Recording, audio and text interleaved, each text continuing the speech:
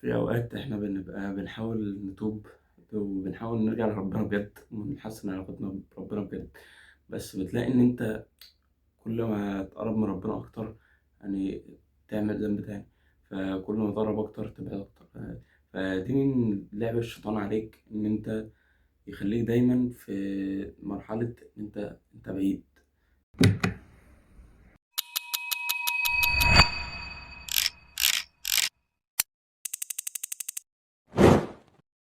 يعني كل ما تحاول أكتر ترجع لربنا هتلاقي الأمور بتصعب أكتر، وهتلاقي الذنوب بتزيد أكتر، وهتلاقي الأمور يعني صعبة حرفيا، غير اللي أنت كنت عايش فيه أصلا من غير ما تفكر تتوب. يعني أول ما تفكر تتوب هتلاقي ذنوبك كترت، هتلاقي الأمور صعبت، هتلاقي الحياة اتبهدلت حواليك.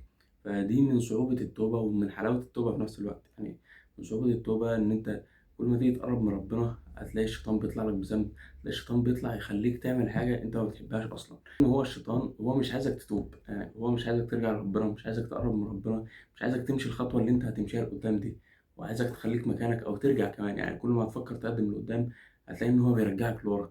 يعني انت لو سبت على الغلط ده او سبت على الذنب اللي انت بتعمله فهو مش هيكلمك، هو هيسيبك ثابت.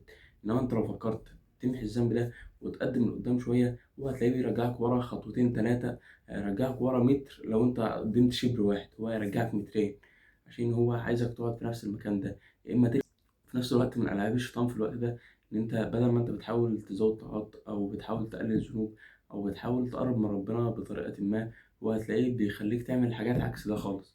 يعني لو انت بتحاول تزود طاعات مثلا وهتلاقيه بيخليك تزود ذنوب. يعني وانت حاسس او انت مش حاسس، هو مش فارقه معاه حاسس او مش حاسس، هو خليك تعمل ده. لو انت فكرت تتوب وحاولت فعلا ان انت تقلل ذنوبك، يعني ما حاولتش حتى ان انت تحسن الطاعات، لا انت بس بتحاول تقلل الذنوب، فهو هتلاقيه اصلا بيجي على الطاعات. يعني انت عشان تقلل ذنوبك دي هو هتلاقي لا يعني بيشيل منك قيام الليل، بيشيل منك الورد بتاعك، بيشيل منك الاذكار بتاعتك، بيشيل منك الدرس اللي انت كنت بتحضره، بيشيل منك كل حاجه حلوه انت كنت بتعملها وكل حاجه كانت بتقربك من ربنا.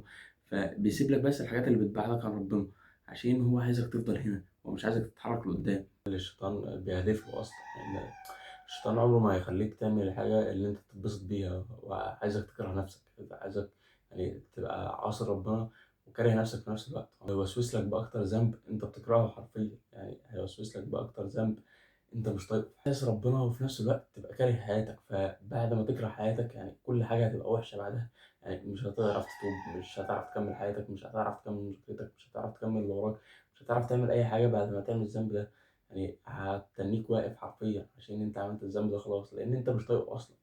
فهو هيخليك تعمله عشان الشيطان يعيدكم الفقر، يعيدكم كل حاجه وحشه. يعني ان هو لا، يعني انت هتعمل ذنب وانت مش طايقه كمان، يعني هتعمل ذنب انت ما بتحبوش اصلا. هو ده الفرق بينه وبين النفس الاماره بالسوء. النفس الاماره بالسوء هتقول لك اعمل حاجه انت بتحبها، تقول لك اعمل ذنب بس انت بتحب الذنب ده، هتبقى تعمله وانت مبسوط، هتبقى بتعمله وانت منتشر وفرحان انما الشيطان هيخليك تعمل ذنب انت مش طايق اهله اصلا، يعني مش طايق الذنب ده خالص، فهينكد عليك وهيخليك تاخد ذنوب. كل ده من وسوسة الشيطان.